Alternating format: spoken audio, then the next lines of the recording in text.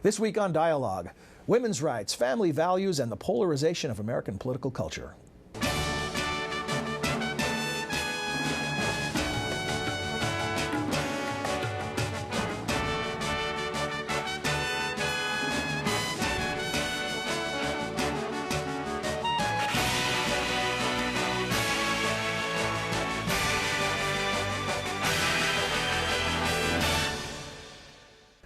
Welcome to the Woodrow Wilson International Center for Scholars in Washington, D.C. I'm John Molesky. Each week, Dialogue explores the world of ideas and issues in international affairs, history, and culture. Our guests this week are Sonya, Michel, and Marjorie Spruill. Sonya Michel is director of the Woodrow Wilson Center's United States Studies program. Marjorie Spruill is a Wilson Center Fellow and a professor of history at the University of South Carolina. Welcome to the program. Thank you. Thank you. Sonya, if we could begin by telling our viewers and listeners a bit about the program you direct, the U.S. Studies program. Right. Well, I'm the one program at the Wilson Center that really focuses a lot on domestic policy, social policy in the United States. But we don't only stick to the United States. We also look at U.S. policy in comparative perspective, in transnational perspective, and also in historical perspective. And we cover a range of topics: civil rights, immigration, migration, and inequalities of all kinds, including racial inequality and gender inequality. And in conjunction with that, we've been very pleased to have Marjorie Spruill here with us this year because she's doing this important project on the sort of a historical background of contemporary attitudes toward women and gender in our culture.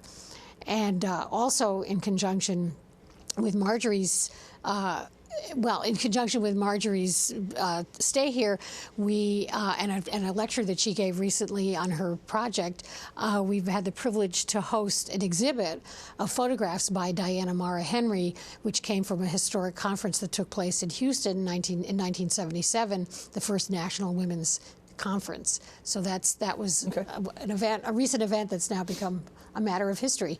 We'll talk about the photos and show some of Diana's work a little bit later in our discussion. Thank you for previewing that. But one question I have: how do you winnow the field or the list of things that U.S. Studies program focuses on? I mean, it's pretty broad-based, the palette with which you have to work.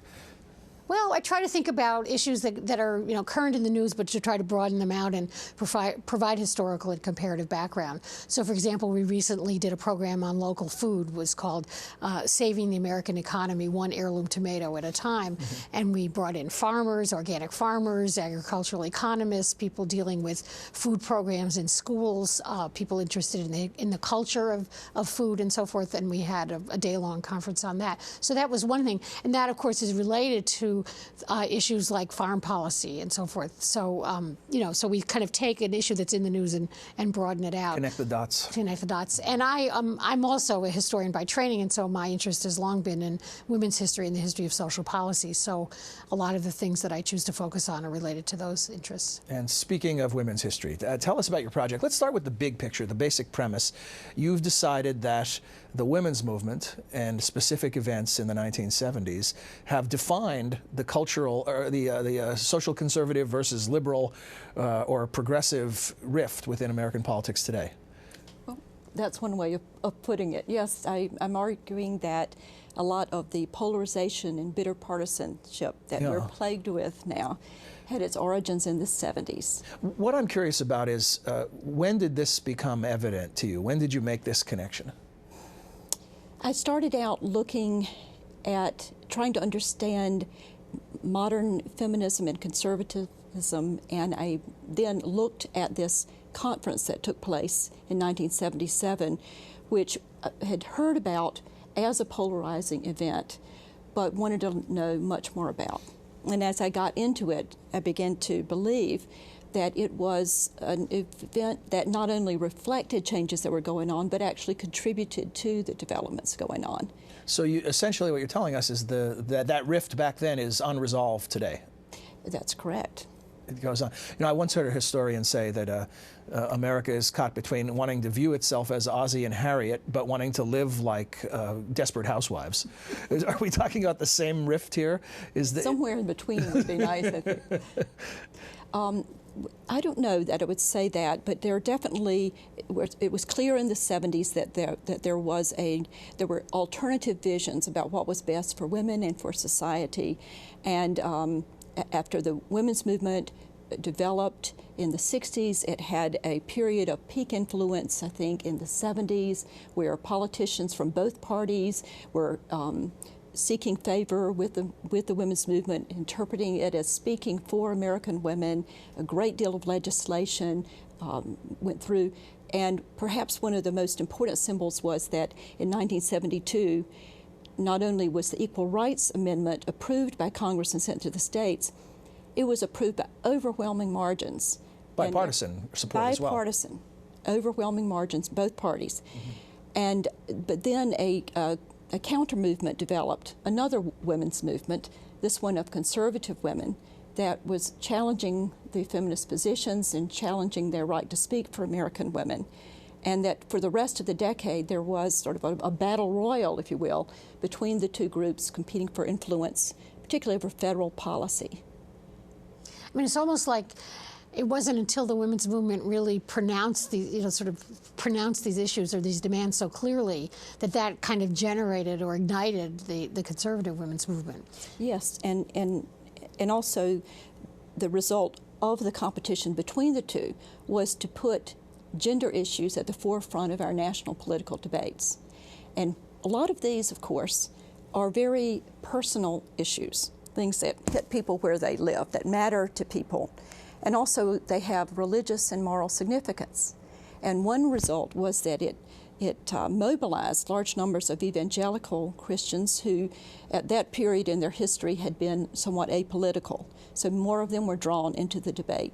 And then under the leadership of Phyllis Schlafly, who was a conservative Catholic, she was able to unite conservative Catholics, evangelical Protestants, Mormons, and even Orthodox Jews into a religious right, if you will. A rallying point. You know, this is a case study in the law of unintended consequences, isn't it? In that, in an attempt to further equality issues for women, essentially the sleeping beast was awakened.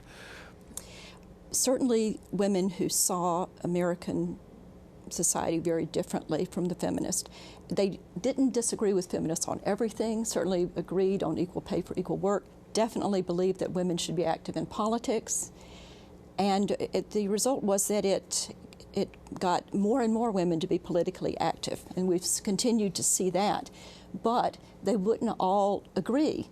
And I think from this point forward, the result was that it not only shaped the agendas of the two political parties, leading them to have, by 1980, very different positions on women's and gender issues, when in early 70s, they had the same. But I believe that the debates that came to the forefront made it, because they were charged with religious and moral significance, made compromise very difficult and consensus virtually impossible. Not only did many of the politicians not feel inclined to compromise on things they thought were moral issues, but increasingly their constituents would not accept that. Some people say that that conservative women, or some women, saw the demands that feminists were making as a threat to them, as a threat to their well-being, their security, their economic security, their security in their marriages. Do you think that's right? Yes, I do, and I think that these were changing times, a transformative period, and that what you see is American women reacting to the changes in different ways. But I wonder, was it a threat to the things that Sonya listed, or is it more fundamental? Is it just a threat to their identity, their sense of who they are? Well, I think that it was that they were very infuriated by what they perceived as the feminist dismissal of the traditional homemaker. And the feminists believed that what they were doing was helping the homemaker and helping mothers. But it was perceived by the conservatives as a threat to the traditional homemaker and to a whole way of life. But supporting equal pay doesn't mean you're forcing somebody to not be a homemaker, right? That option is still available. But what they feared was, and what they argued, was that the Equal Rights Amendment, if adopted, would take away the right of the federal government and any governments to make laws that discriminated, even if it was trying to be favorable between the two sexes. It would take that away. And they believed that many laws that had been set up to protect women would no longer be constitutional. And feminists, on the other hand, felt that these discriminatory laws were based on outdated assumptions and that needed to be changed. So, Sonya, this equal pay sounds like one that no one could disagree with, but we're not there yet. No, women are still only earning 77 cents on the dollar. 77 cents to the dollar. Yeah, that's what it is today, yeah. Give us your sense of why do we tolerate that? Well, we don't tolerate it. I mean, it exists, so we tolerate it on some level. I think that certain jobs are naturalized. They're assumed to be men's jobs or women's jobs, even though we've gotten rid of job classification. You can't, in the classified job ads, you can't say jobs for men, jobs for women anymore. Which was one of the victories of the feminist movement. In the 70s. But there still is a way in which there's certain principles or certain patterns that are built into the labor market. So, for example, the idea that you ought to be able to work overtime all the time, or if you're in a professional job, that you should be able to devote yourself to it entirely. And women, especially women of childbearing age or child rearing, who have children at home to rear, can't necessarily do that. They can't meet those expectations.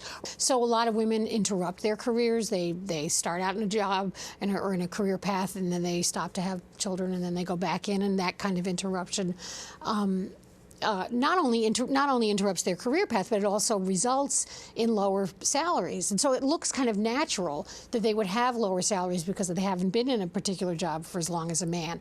But when you look at the factors that contribute to that, you realize it's not just natural. I mean, it's constructed by a lot of other things that are going on in society that impede women's progress professionally.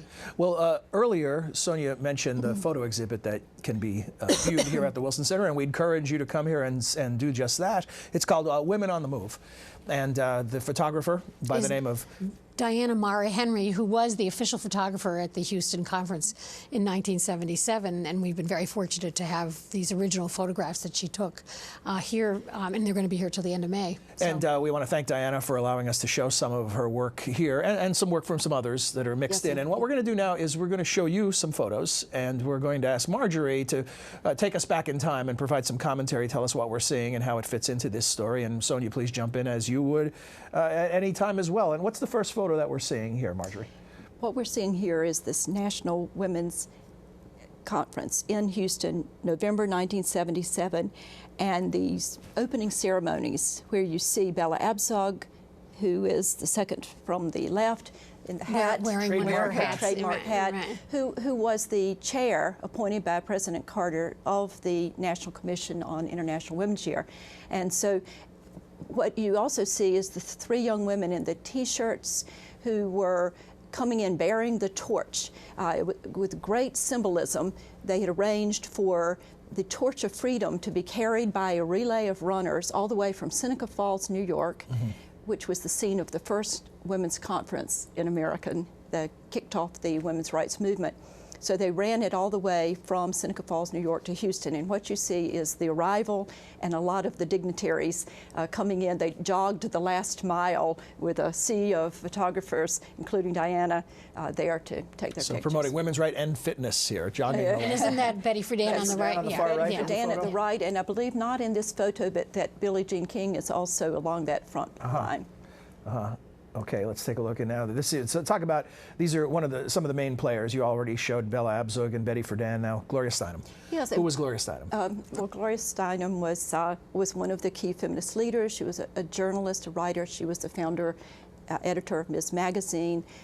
Wrote lots of very interesting things that were quite thought-provoking. And was considered to be, the sort of the glamorous face of the women's movement. As we flip the coin, we see Phyllis Schlafly. we see Phyllis Schlafly, a woman who is still a predominant conservative leader today. She had been, she was the leader of the Stop ERA movement. And what's interesting to me is that I had the opportunity to interview both of them, and both of them consider this International Women's Year Conference with this National Women's Conference in Houston to be pivotal events in American women's history. And both sides essentially claiming victory. Both sides claiming victory. Fascinating. Okay, now what are we seeing here? There's a political cartoon. Yes, this came on the eve of the Houston conference after there had been a whole series of state conferences leading up to it that became lightning rods for cultural politics. And in here you have them reaching Houston. And in the wagon, you see Bella Abzug driving the wagon, cracking the whip on Uncle Sam, who is pulling the freight, and he's saying down at the bottom, gee, you don't get much for $5 million anymore. And so obviously this was done by someone very critical of the conference, and perhaps agreeing with Phyllis Schlafly that what the federal government was doing in giving $5 million to this conference, and then with Ford and Carter appointing feminists to run it, was that the government was taking one side in a national debate. Mm-hmm. How big an issue, can we kind of sort of give that some scale or some scope or some perspective? How big an issue was it at the time? It was huge, and it's really remarkable to me that today, mainly just participants, of course there were 150,000 participants, and they remember it very well, see themselves as having been in a major historic event. But most people today have pretty much forgotten this. But at the time, it was such a big deal that when Anwar Sadat decided to go to Israel that weekend, and he made the decision suddenly, if you will recall, it was said that the networks had to send the B team because the A team was in Houston. A team was in Houston, wow. Okay, and here's a scene from Houston. Yes, and that gives you an idea of the scale of it. There were 2,000 people there all told, including representatives from many, many different countries, and then 1,500 members of the press, lots of alternates, observers, and dignitaries. It was quite a scene. It looks like it was a presidential nominating convention, you know, because with all the state signs and everything. It was rather modeled after that. Yeah, it was. And I should note that I don't believe we have a slide of this, but at the same time across town, Schlafly and others had organized a rally to protest this and all its works, and definitely to protest their right to be speaking for American women. Mm-hmm. They had claimed that the state conferences where these delegates were elected were rigged, and that this group, which included only 20% conservatives, that would now be making the national plan of action that would go to Congress and the president, that therefore it was illegitimate. Mm-hmm.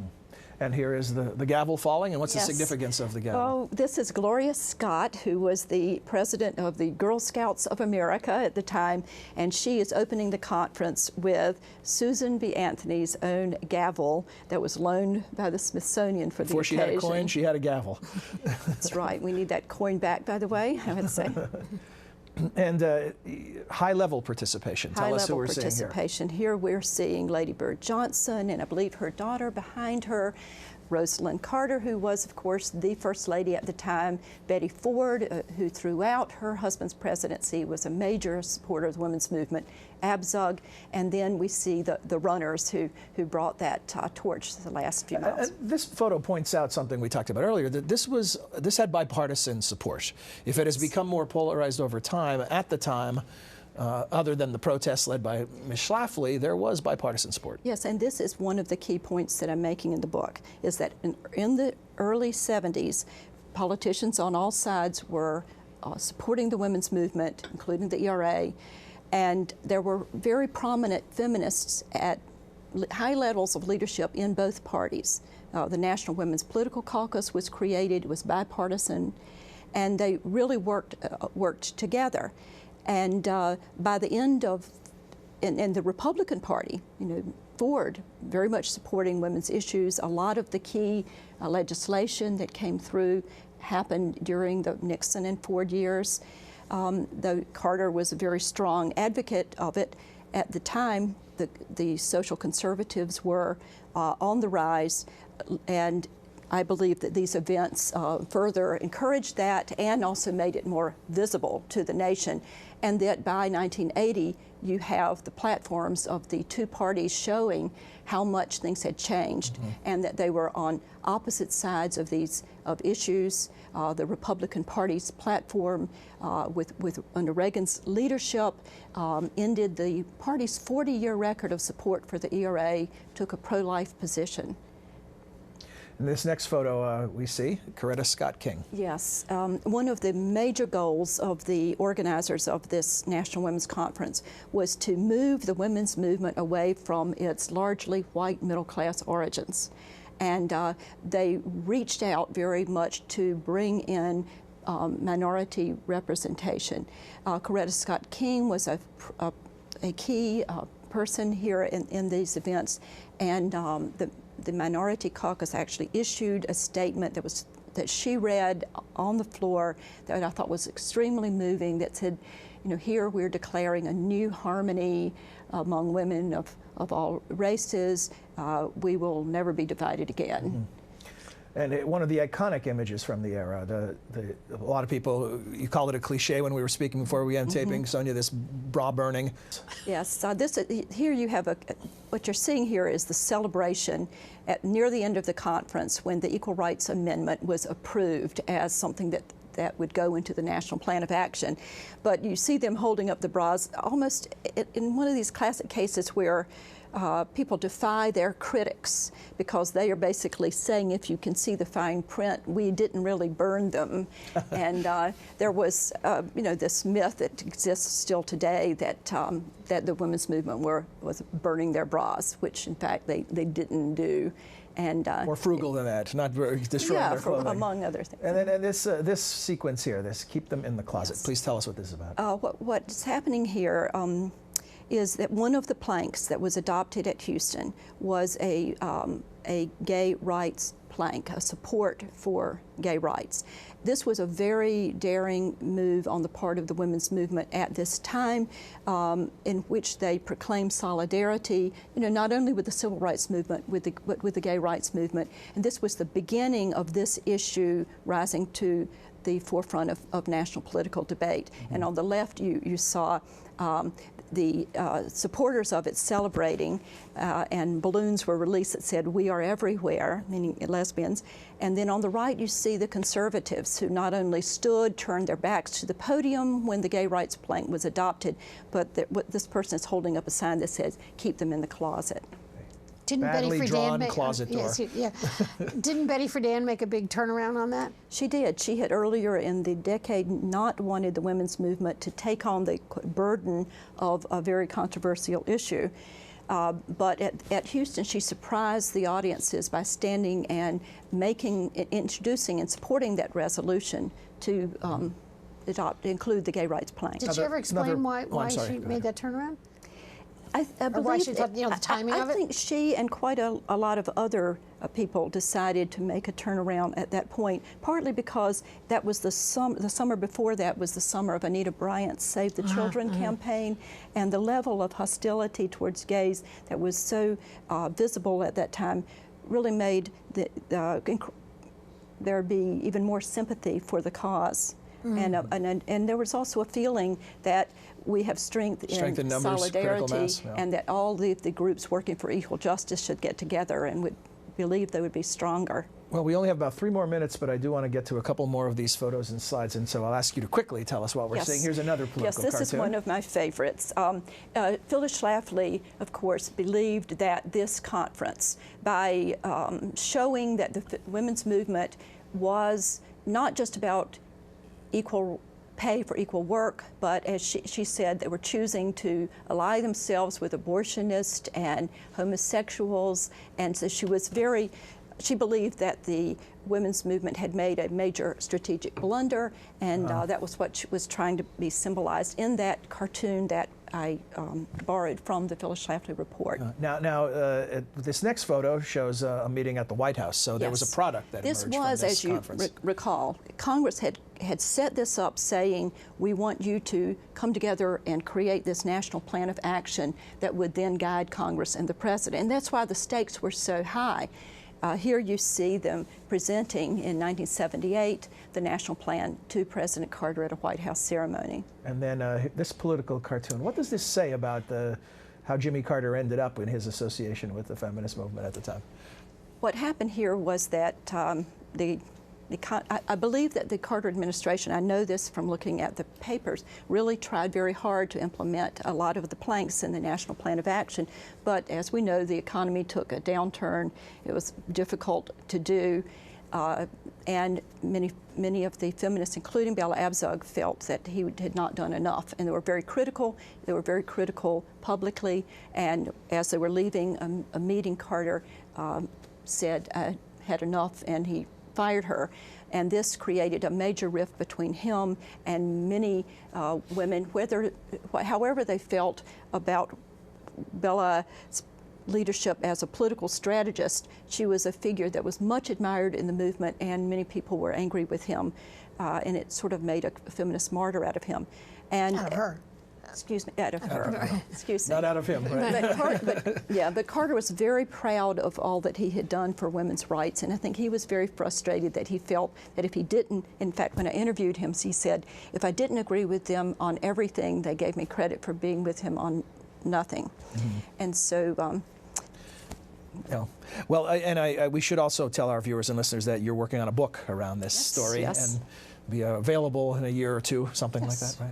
And before we close, as soon as possible. As soon as possible. I don't want to put too much pressure on you. But before we close, Sonya, tell us about the National Women's History Museum. We only about 30 seconds, but right. Well, I think Marjorie's it's lecture, which was based on her research a couple of weeks ago, was to celebrate the beginning of a series of lectures that we're doing here at the Wilson Center in conjunction with the National Women's History Museum, which hopefully will begin to be constructed on the mall, and well, as soon as they get permission from Congress to buy the land. But there's already an organization, there's a website, and a very active group of women who are working to push this forward. And so we, in conjunction with them, are organizing this series to celebrate women's history and to show all the work that's been done, to really showcase all the work that's been done, people like Marjorie and others who've done a terrific job. And in the interest of keeping partisan peace, we should say the museum is completely privately funded. Is that correct? Yes, yes, okay, yes, so yes. Not exiting the government for any extra money these days. Right. Thank you for joining us. Terrific discussion and a terrific topic. And look forward to the book. Maybe we'll have you back when the book is published. Love it. Okay, great. We'll return next week with another edition of Dialogue. Until then, for all of us at the Wilson Center, I'm John Molesky. Thanks for joining us. We'd like to hear from you. Please send your questions or comments to dialogue@wilsoncenter.org. You can also follow us on Facebook. Search Dialogue Radio and Television. Our host Twitter feed is twitter.com/John Milewski. Dialogue is a co-production of the Woodrow Wilson International Center for Scholars and MHZ Networks. Dialogue is available via broadcast, cable, satellite, and telco on MHZ Worldview throughout the United States. To see how to watch where you live, visit www.mhznetworks.org.